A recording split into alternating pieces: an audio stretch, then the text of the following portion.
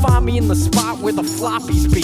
Till I give it a read, keep it crisp in the sleeve. Every Tuesday night feels like Christmas Eve. Living between Wednesdays. What's up, folks? I'm your host, Konrad, on Wednesday Night Reviews, and today I'm joined once again by Anthony Stokes, and we're going to talk about Decay, their new Kickstarter on now. Links down below. Go click the things. Anthony, thanks for coming on. Thank you so much for having me, man. We had a great talk last time, so I had to see if I can come back on. Absolutely. Well, happy to have you. For the folks who maybe didn't catch that, maybe have never seen your face, never heard your name, who is Anthony Stokes? Man, I just write comic books. I write movies. I just love media. I love fiction. Absolutely true. Very fair. Also extremely confident yet humble, I think. Oh, yeah. No. Yeah, I guess. I think so. You're doing the hard work. You're making it work. You're doing this thing that is comics. So absolutely. Mm-hmm. And yeah, this time, last time we talked about intrusive thoughts. Now we're talking about your series Decay 1 through 5. So for the folks who've maybe never seen it, can you let them know what Decay is? Absolutely. So it's a supernatural revenge thriller. Guy gets killed wrong place, wrong time at a house party. Sister brings him back to life with voodoo. And he gets revenge, and it's kind of a lot of the tension is, wow, how does she handle this? And did she make the right decision? It's really about the inability to handle grief and the ability to let go, you know? Yeah. And through the series, I definitely find you explore that in an interesting way. Mm-hmm. That in hindsight now, having read every issue of it, it fits sort of the I guess the at least in its most basic form, the message of be careful what you wish for. Yeah. And basically throughout the book, I guess a question just to get into the magic of it. The main character, Decay, the guy who gets brought back by his sister, mm-hmm. when he gets brought back, he's given a pendant, a vial, necklace. A necklace. It's a very pretty, decorative little thing. And early on, we see him try and take it off, and he like freaks out and falls, and she puts it back on him. And she's like, hey, keep this thing the hell on. Yeah. And throughout the series, as bad stuff happens, it fills up with a green liquid. Can you sort of explain what that is? Absolutely. So I'm not going to explain exactly too much, but essentially, you have to have stakes. So without the necklace, he turns back into a corpse. So he's vulnerable, you know, and so you still want there to be tension. Where are the stakes for somebody who's already dead? And that's the stakes. Is to keep things tense and to add like a dynamic to the whatever action scene's happening. Okay, perfect. Then I guess my follow-up question to that is, throughout the series, like you said, at the start of the series, he gets shot through the neck and he's killed. His sister brings him back, and he kind of goes on a revenge path, going after the people that inadvertently killed him. Yeah. And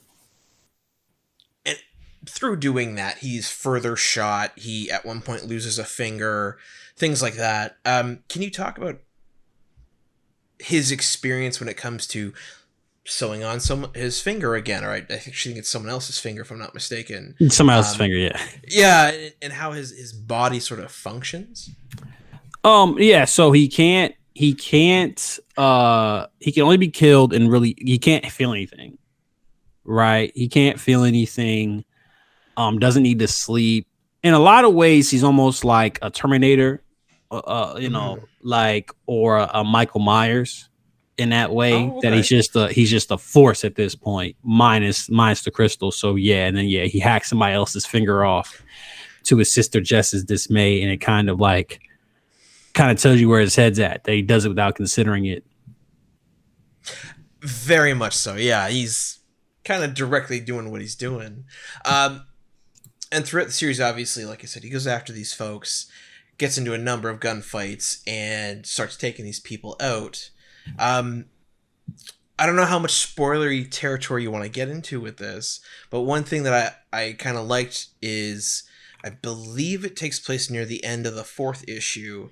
He kind of fills up his vial after committing a whole bunch of violence. Yeah. And all of the people in the gang that he took out they come back. Like one guy jumps out of an incinerator, another guy, he's totally missing his arm and chunks of his ribs because he got shot up.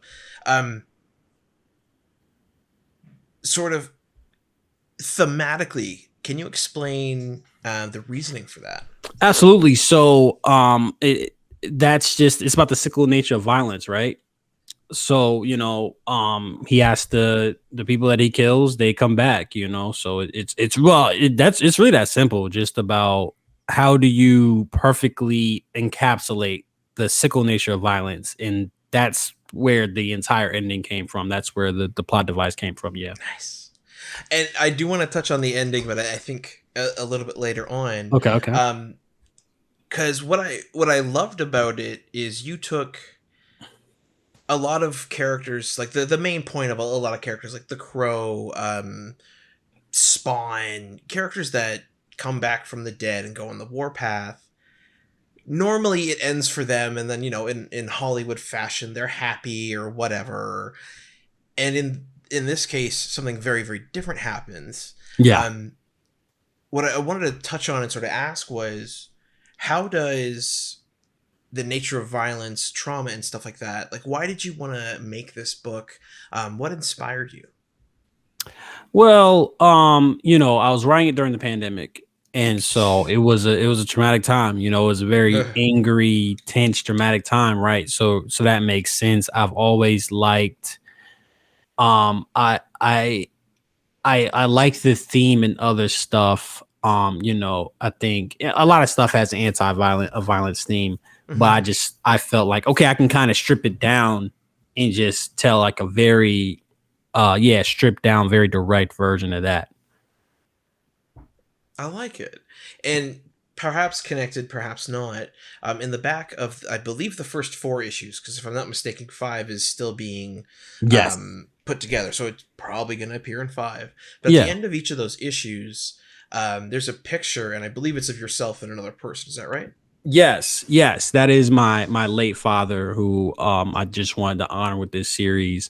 Passed away in 2012. So it does deal with grief and trauma. So it felt fitting.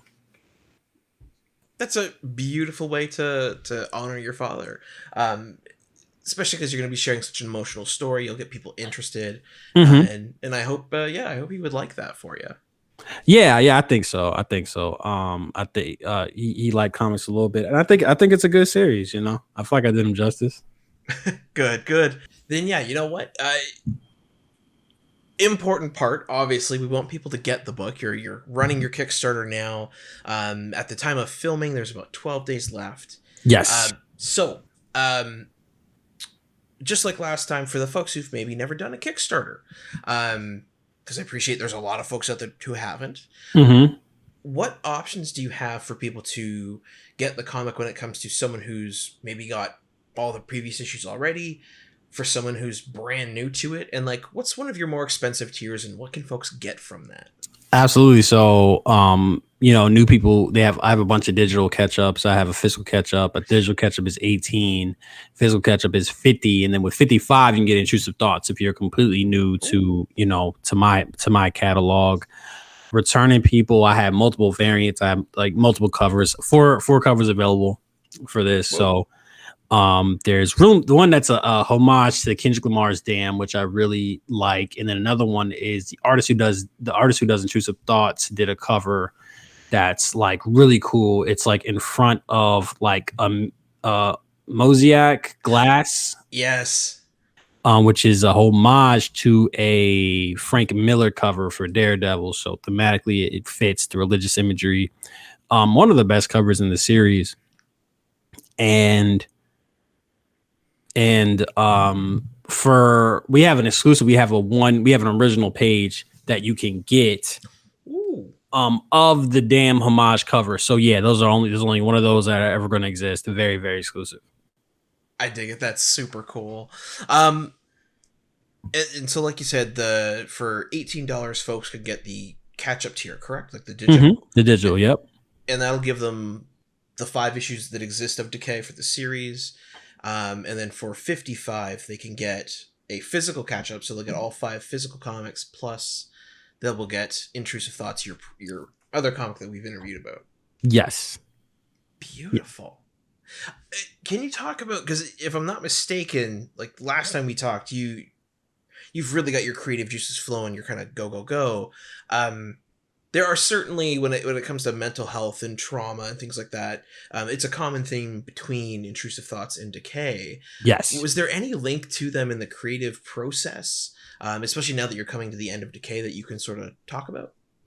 Any link? You mean like the Mac link, or like story wise, or? I mean, any and all. Whether it's just something personal for you that helped click and make these last issues work, thematically, if there is such a link. No, I consider Intrusive Thoughts like a sister series to Decay, right? Like they're both about trauma. Intrusive Thoughts is more about, loneliness and depression, and then Decay is more about like grief. But it's it's on that wheel of trauma. I think Intrusive Thoughts and these last couple issues of Decay, I just learned so much about the process, and what I learned from Decay fed into Intrusive Thoughts, and what I learned on Intrusive Thoughts kind of fed back into Decay issues 4 and 5.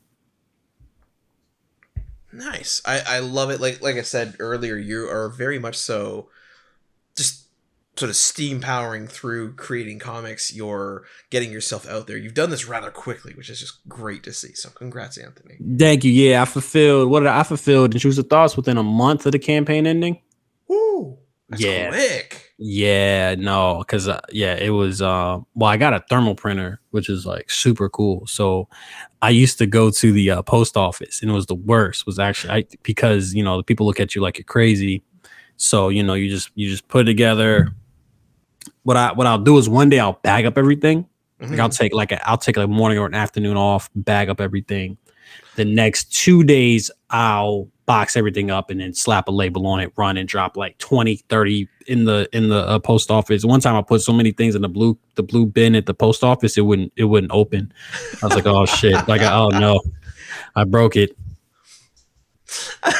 I love it though. Congrats on the success. That's all I can say, because that is a funny story. Yeah. When it comes to the completion process, I guess another thing that sometimes people don't know about Kickstarter is how long it takes, right? Because I've backed Kickstarters that like a year ago they completed. I still haven't gotten it, but we're getting updates like, oh, we're doing printing, we're finished pages, whatever. You kind of have a quick pace with this stuff. So for Decay 1 through 5, given the campaign ends in 12 days, when do you suspect you'll actually have the finished book like out and mailed? I'm gonna order the book probably. I mean, I would really like to have it once the funds clear 2 weeks after that, right? Because like if the campaign ends, they have 2 weeks and then they collect the funds and then they you send out surveys. Mm-hmm. So ideally I'd have it done around then. This time it's not going to work out. It's going to be like a month and a half after the campaign ends, which is still really good. Yeah. I made the books ahead of time because I don't like working with hard deadlines with artists. I think I want like a largely stress-free process, and so it's hard. It's definitely hard. But like I said, when you hit that fulfillment, and I do think having a relatively quick fulfillment is a go-to. You kind of want to stand out. I mean, if you back the last day of the campaign, you would have gotten your books like a month later, so that's really good. I mean, that I'm really proud that I was able to get that done, with 5 different covers, like it's pretty, pretty impressive, I do say so myself. Agreed. And actually, talking about the variant covers, you have, I believe you've done it for each of the 5 issues of the series. You have an album cover variant for each of them, correct? No, actually, let me think. No, this is actually just the album cover thing was only for issue 5, the Kendrick Lamar. Oh, okay. Yeah. And it, like, I'm gonna make sure I could have a picture of it up. People go to the Kickstarter, you'll see it as well. I'm finding it's becoming a very popular thing to do, Yeah. and I mean it's great. Yeah. Um, Thank you. Thank you. Hell yeah. Then I guess, you know what, yeah, we'll talk about sort of the ending of the series. So in true fashion with the themes of, you know, careful what you wish for, the cycle of violence. The fifth issue starts with DK's sister. For those out there, DK's sister, her profession, her day job is, actually I don't know the title of it, but it's the person at the funeral homes who helps dress up The mortician. Is that actually just fall under mortician? Okay, so basically, yeah, as a mortician, her job, she helps dress up the corpses in their final wear, puts makeup on them if need be to make them look nice. Which I thought, by the way, was a really interesting choice given the what the story is about, but also the explanation for why she does it. It's just really nice. Like it's Yeah. because I think everyone kind of knows of a time that's happened. Yeah. Basically, for those out there, their mother, when she passed, it was their mother or their grandmother. It was the mother and the father passed. Thank you.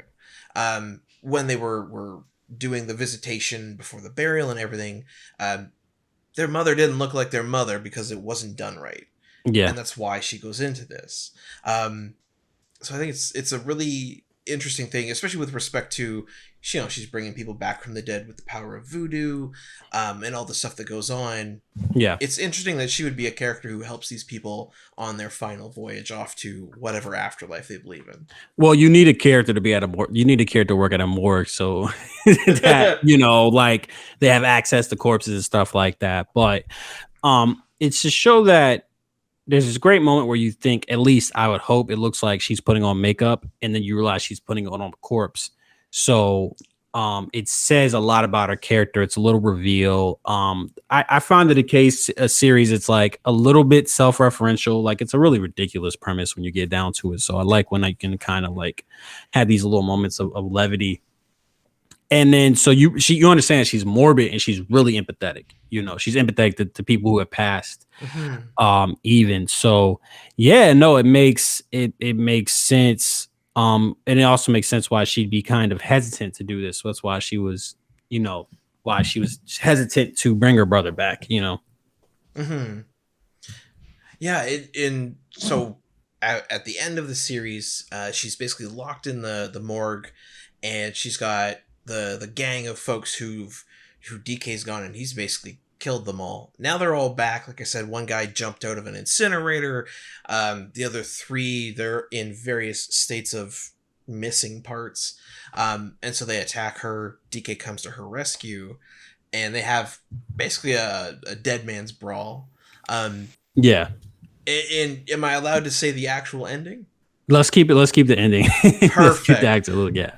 All I'm gonna say is I find it fits perfectly thematically with the cycle of violence. So I guess what I would really like to ask you, Anthony, is between the two series, like you said, it deals a lot with trauma. This one in particular, grief and violence. When it comes to people dealing with that kind of stuff, yeah, what do you hope that they get out of this book, other than like a cool story about magic and dead people? Man, you know what? I don't even know if I want people to have takeaways, man. I just really just want to tell the story, you know, like I would hope there's a catharsis. I hope you get some closure. But I ain't really think about it like that. I just it was just the story that had the elements that I was really looking to talk about, because it's not like there's no message. There's no, I mean, it's pretty, I feel like it's pretty misanthropic, but hang in there. That's the message. I'll take it. Yeah. Don't play God. That's the message. Yeah, really. Then you know what I definitely want to ask as well that I found interesting was, and I believe it's issue 3, where it shifts the focus away from DK and in his new reality, and it focuses on Trey, who's the guy who actually shot him through the neck. Yeah. For me personally, like when I was reading this series, it thematically felt a little not off or wrong, but it was an angle I didn't expect you to explore, because you showed, the first two issues, DK's death, what he goes through coming back, and him going on a revenge path. It very easily you could follow that to its conclusion and be like, ta-da! But instead, in that third issue, you shift focus to Trey. You show the tension at the house party that basically causes DK to die, and then the shootout that happens there. I guess maybe it was just the story that popped in your head, but why did you want to focus on him and sort of show in a very humanizing way why this guy did what he did? Because it just recontextualizes everything, right? Like in the end of the day, DK is the villain of this story, and it's an extremely efficient way to make you empathize with everybody. Like I feel like all the main characters you can kind of empathize with, and it was a quick way to do. We introduced Trey. And what was the coolest thing? I think the series truthfully gets better as it goes along. Like truthfully, like I feel like the first issue was really fast paced, pretty standard. The second issue, it's got some action. It kind of gets into the character stuff, some world building, and then the third issue kind of turns everything on its head to where you might be rooting for Trey, you might be rooting for D. I'm curious, who are you rooting for? I think DK, because I'm a big fan of the Crow. I like Spawn. Yeah. So I liked the idea of this guy being able to come back and deal out justice. But I don't know, man. Once I read that third issue, I was like, well, it's no longer just like a black and white good guys, bad guys story. It's more now. And it was just like, I can't kind of wait to see how this all plays out. Yeah, I believe there's a line somewhere that he said, I didn't want to be at that party either, where it's like, yeah, it's truthfully, it also makes it truthfully a tragedy and also provides an alternate perspective to what's going on. And, like I said, it adds that tension. You have a character. Also, you have a character that really is already dead, right? Yeah. And, you see him decomposing. So where are the stakes? The stakes are if the other guy made a mistake, a really bad mistake, but if he's sympathetic too, you'd feel the stakes on the other side as well. I like it. It's like I said, as you said, I do truly believe that the series gets better as it goes on because you keep developing different ideas. You're showing different perspectives in this horrifying situation. Yeah. And yeah, it just it makes you understand. Do forgive me, I don't forget his name, but the other guy that Trey gets into it with, I think he's the only character who I'd be like, yeah, he's just a dick. He's dead and it's good. That's interesting. That's interesting because he, I would argue he did the least of anybody here. Like morally, I think he's clean. His hands are clean the most. All he had was a cough. Fair, yeah, right, because he's got his inhaler. Yeah, I don't know. It's such like he's kind weird... of a douche. Yeah, he's not a great person. No, nobody here is. Fair. Yeah, no one's really great. But yeah, it's just the series brings up a lot of questions about like you said, violence and who deserves violence, what begets it, and just sometimes stuff goes wrong, right? Yeah. Yeah. People misunderstand stuff like a cough, and all of a sudden, if you don't handle yourself, you don't regulate your emotions, you don't really check the situation, you can have an explosive response that ends up very poorly for everyone around you. And it was just an interesting sort of concept that played out, and I think at the end of the 5th issue,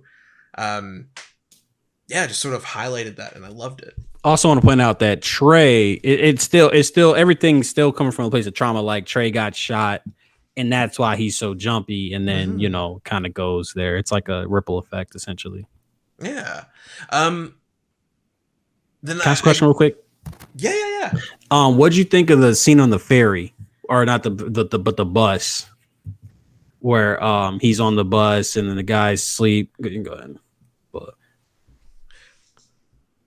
You can pull it up. Yeah. Let me.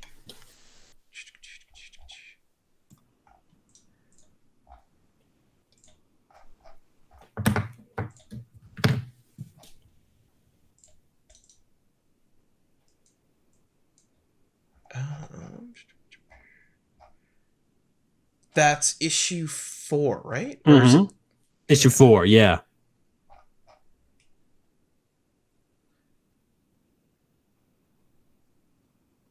Oh, we're talking about the glutton, the security guard, right? Yeah. It was interesting because, like,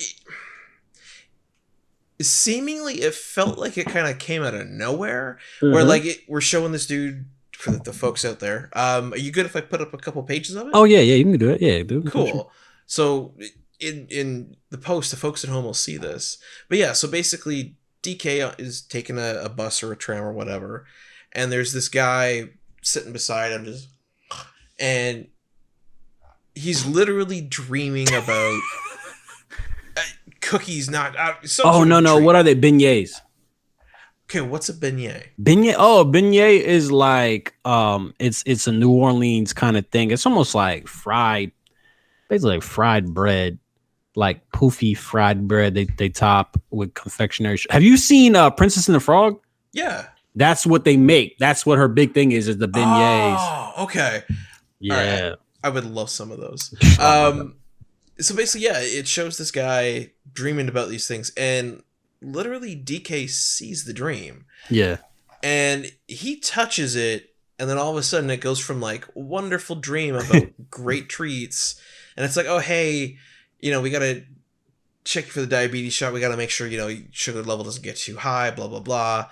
And she starts just jabbing him, and then more and more of these versions of her come out, and they just stab the crap out of him until he wakes up from the nightmare. I guess thinking about it now, like live, it's interesting that DK just touching this guy's dream would instill inherently violence in it and make it scary for him. Yeah. Definitely like dickhead move, but I don't think he knew what he was doing. But I did I found it interesting that he could see it, because it definitely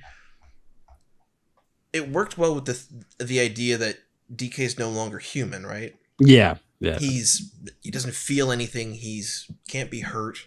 Well, he doesn't feel the pain. You can break his body. Yeah. And of course he's got these other powers where he can see dreams and affect people's dreams.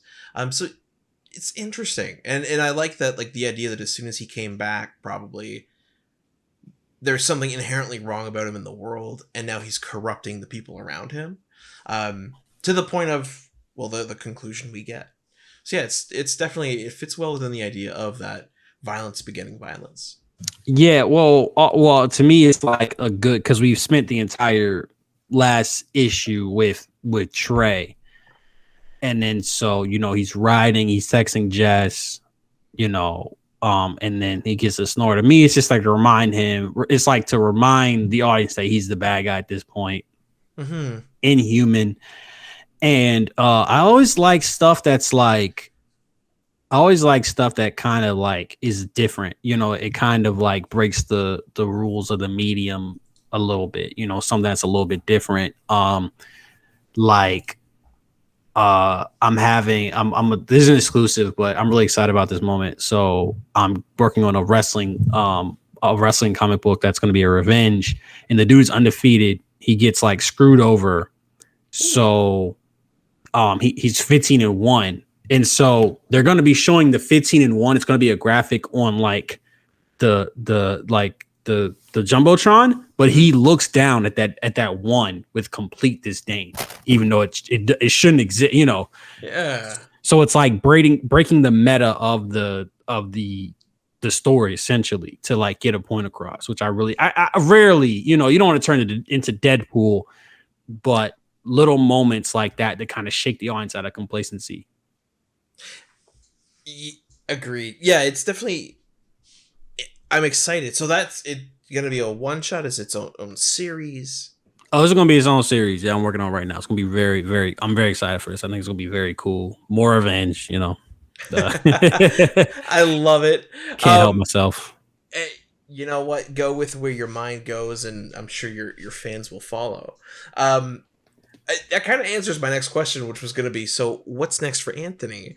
A lot. A lot. Love it. So as a benchmark, as a checkpoint here. So folks out there, links down below. The first link will take you to Anthony's Kickstarter. Click it. Get whatever it is that you need. If you only want Decay, which is the series we're primarily talking about, yeah, go for it. Minimum $18 gets you 5 comic books, which is a great deal. Great deal. If you're like me, you like the hard copies, 55 nets you the whole series plus intrusive thoughts. So afterward,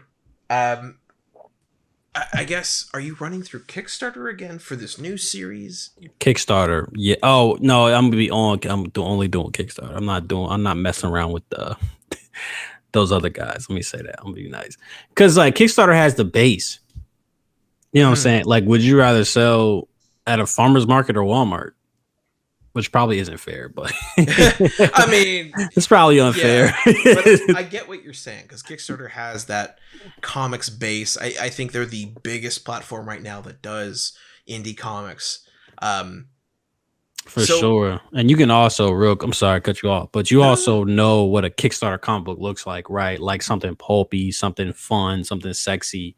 So that also helps to like that we can imagine, like a Galarian or a Steamy or a Destiny New York or I'm forgetting the Brian Pulido series somehow, but that as well. I don't know how I forgot that. Lady Death. Oh my God. Tripping. Hey, no worries. The fact that like you named off Galarian and I was like, all right, cool, we're good, we're in. Yeah, I know that IP. Yeah.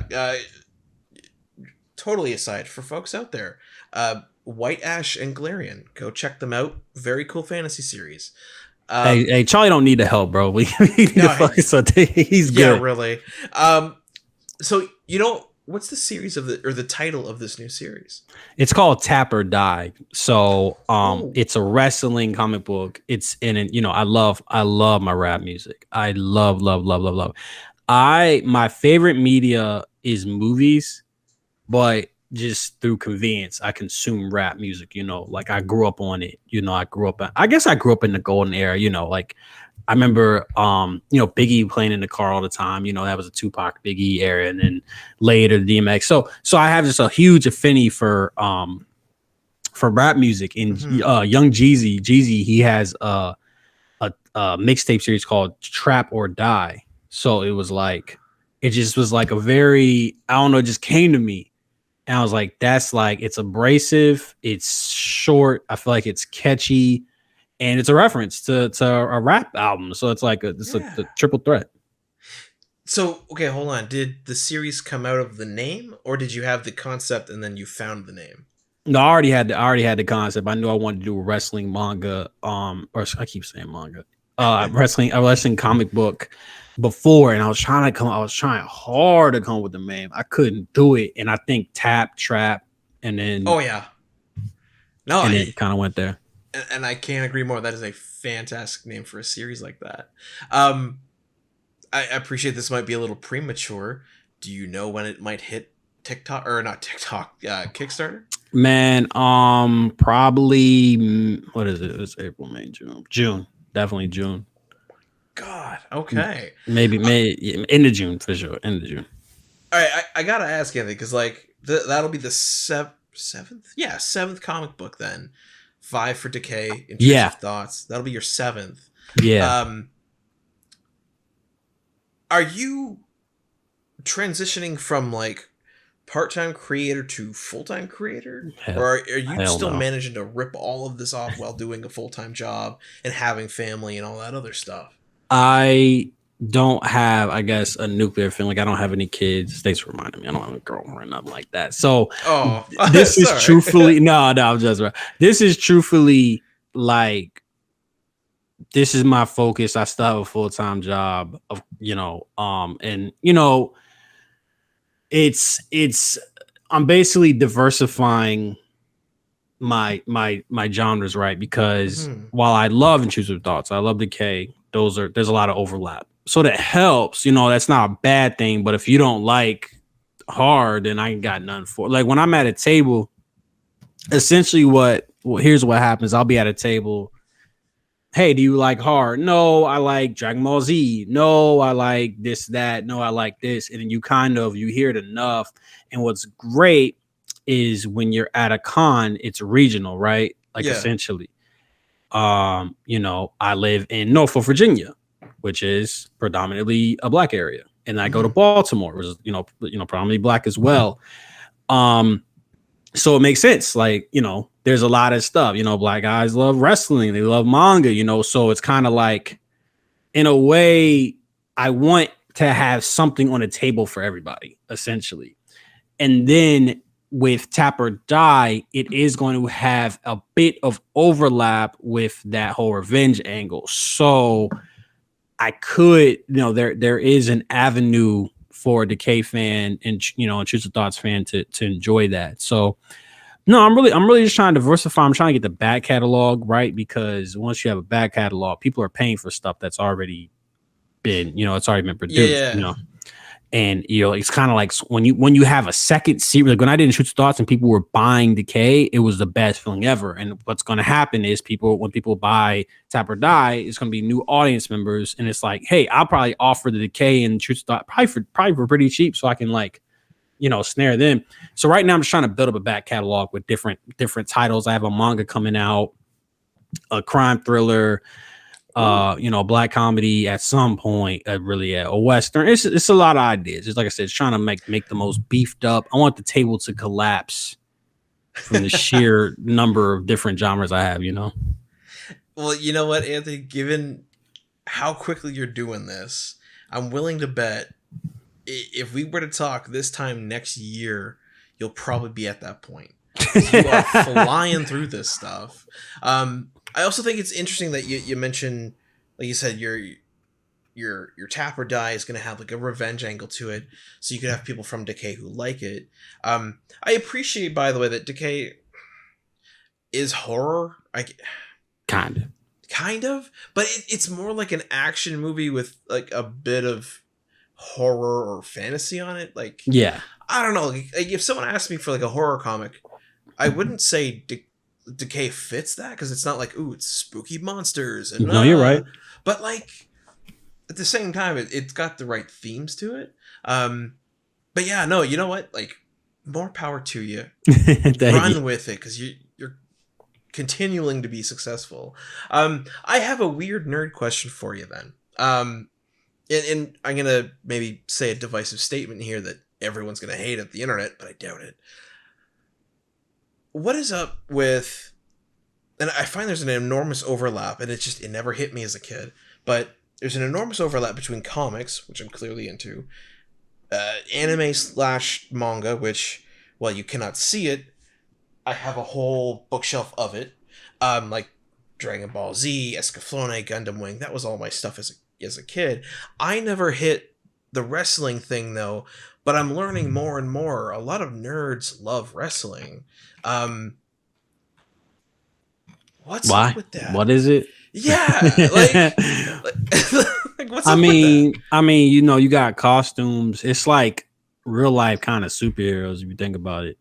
Like, I guess that would be the appeal. There's a lore. Anytime you get a story, anytime you get a backstory, you're gonna get nerds. I mean, that's essentially what a nerd is. It's like caring about the supplementary material, I feel like. And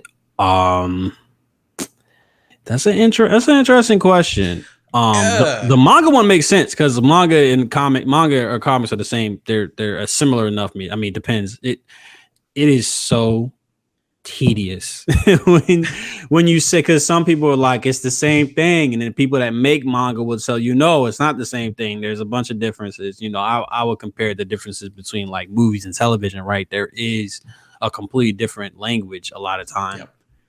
But I think they're the same thing if you're trying to gatekeep.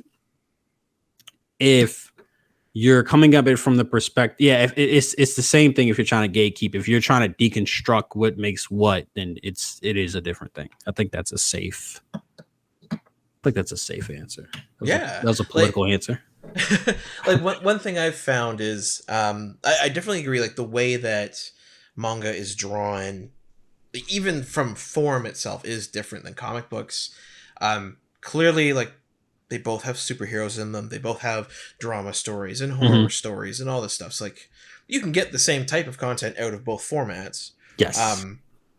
And in that, I will say they're very similar. Like, and this might be again another divisive statement. Maybe, Let's do it. Let's get it. I have always felt that comic books are Western, or the Western equivalent of the East's manga. That's all it is, right? It's panel by panel breakdown, primarily a visual storytelling medium, and then you've got words thrown in where you need it. Ironically, separate hemispheres, or not hemispheres, separate sides of the world. One reads left to right, one reads right to left. Weird symmetry there. I find it interesting. But yeah, like to me, whether you pick up a comic or manga, the difference mainly I explain to people is just color. Like that's not true, because there's a lot of black and white. There's no there. I mean, here's if you're asking me what the differences are, really is gutter size. Like you'll notice the gutters are different in manga. Typically, you're gutter size. They're all black. I'm working on a black and white comic. And then really, I mean, it's cultural. Like what people don't realize is like as big as comic book movies are, because comic movies don't like, there is a disconnect between comic movies and comics, right? Oh, massive. And largely because when you adapt Avengers Infinity War, let's not use that example, right? Because that's a direct adaptation. Even that messed around. Yeah. When you do Iron Man 3, right? You're kind of doing Extremish. You're kind of, or, you're doing The Man Who Drank Demon in a Bottle. You're kind of doing all these things. But when I'm watching Attack on Titan, the anime, I'm watching a direct adaptation for the manga. So there's a trickle down effect where there's a disconnect between comic movies and comics.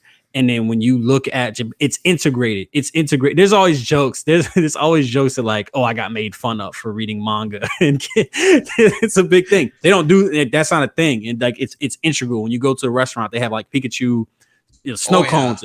So that's the difference. It's more ingrained into the culture, and which is why it will never in the way that it used to be. It used to be like that, but and then I think the reason why and then also another thing is that mangas are typically, there's only a couple manga I could think of that aren't like don't have an ending in mind, right? Like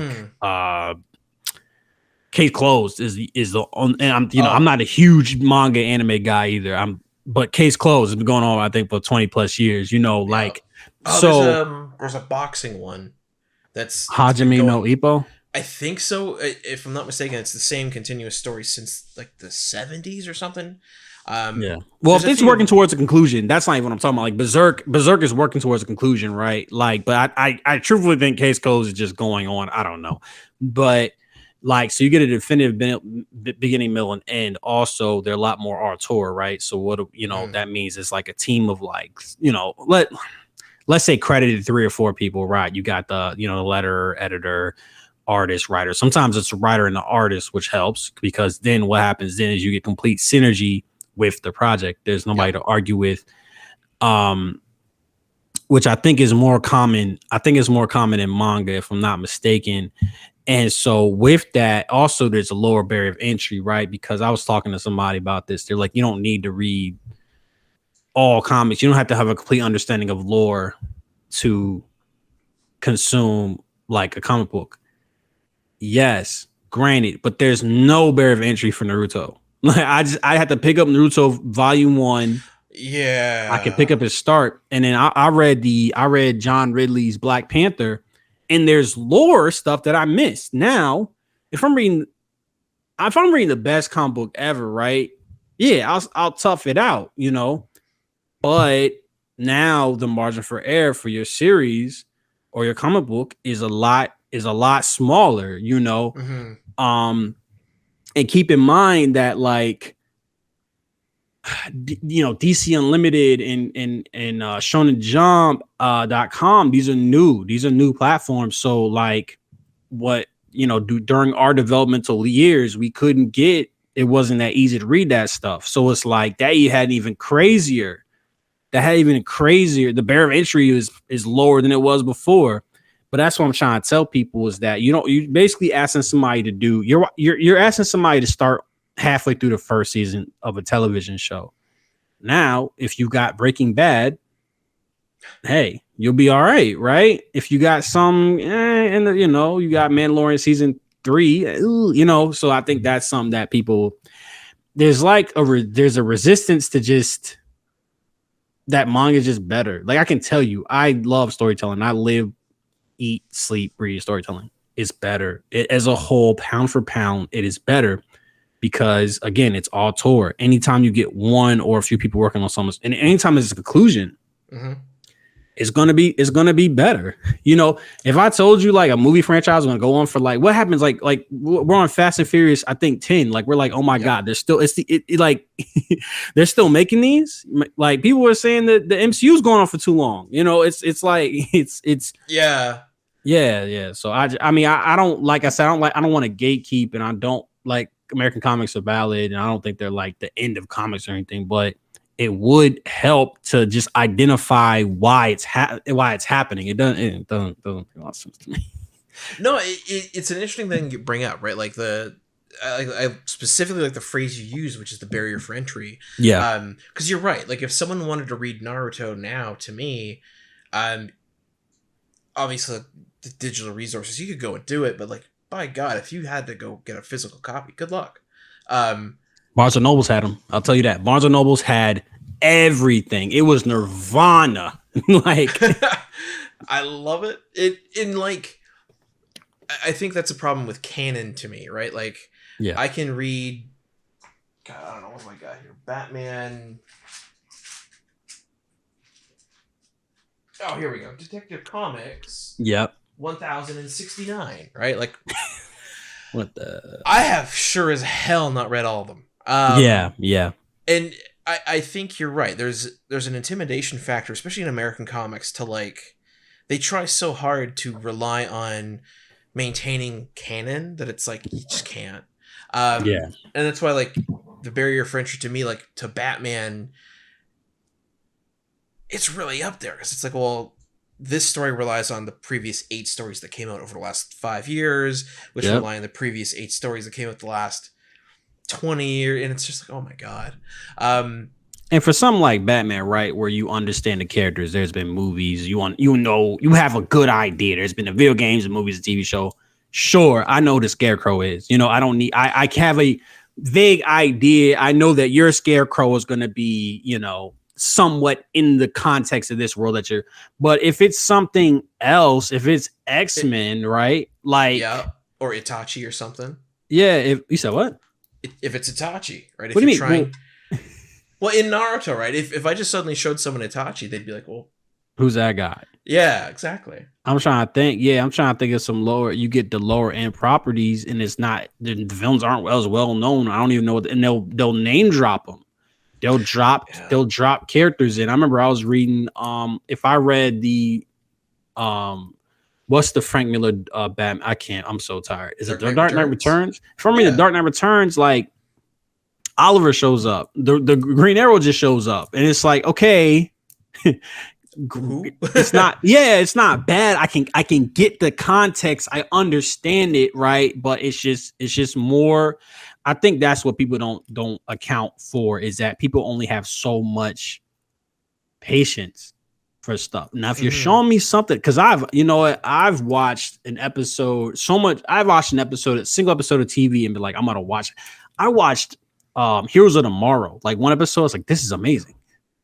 I didn't go back to watch it, but I was like, no, this looks so cool. Like, yeah, you can have those, but think about like how much has to go right. Like what kind of episode you have to drop. If the first episode of Breaking Bad I watched was the Fly episode, I'm probably not going to tune back in, So yeah, I mean, I'm trying to just articulate because you can't, of course, there's no nuance for these things. It's like every people are like, oh my God, American comics are great. They're amazing, and then the other people are like, oh my God, they're failing. It's like, bro, it's just so exhausting. Exhausting.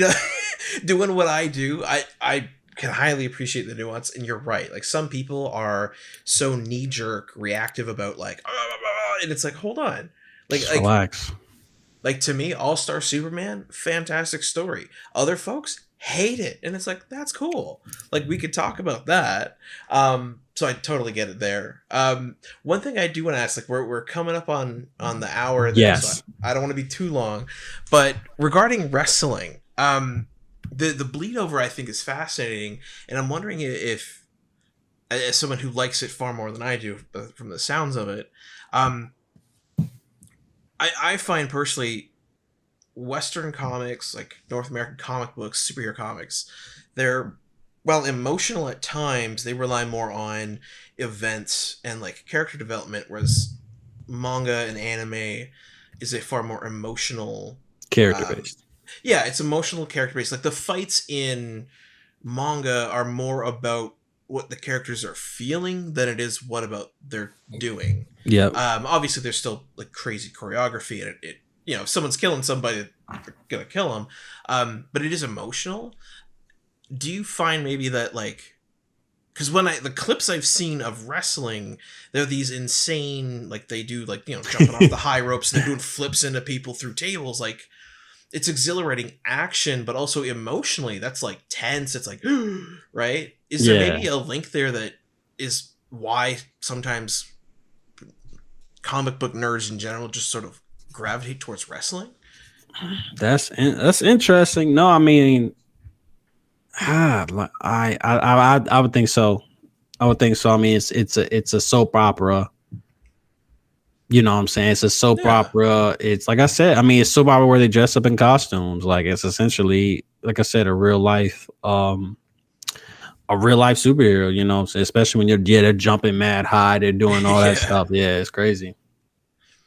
Something, food for thought. It's something that's been on my mind, and I've seen come up on my TikTok feed and stuff, and I'm like, wrestling, it's a thing. I'm not into it, but a lot of people are. Then back to you, Anthony. Again, for the folks who've maybe tuned in for all this, summarize real quick. One, where can people follow you, and what can they get out of your Kickstarter? They can find me on Twitter at Stokes the Writer, Instagram at Decay Comic, and then I'm on YouTube at Super Comic Bros. And I mean, they can just buy some amazing comic books, the series. I mean, I'm really proud of how cohesive the narrative is, wrong word, and just like how like there's such a through line with the story and the characters' arcs. You know, say I planned out the ending from the start. So I just think it's an amazing series that really builds on each other. You know, every issue builds on the other one, on the previous one. Love it. Thank you, Anthony. Then you know what? Last question for you. Very simply, who do you think I should interview next? Hey, you ever talk to Pat Shan? No. Pat Shan is, man, great dude, man. So that's like my big bro.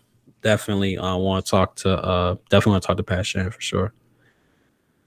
All right, then I will grab their details from you after this. Okay. I'll reach out. Thank you so much. Mm-hmm. So yeah, Anthony, absolutely. Thank you for coming on, talking about Decay, getting into comics, manga, and wrestling with me. And yeah, it was great to have you on, man. Thanks so much for having me.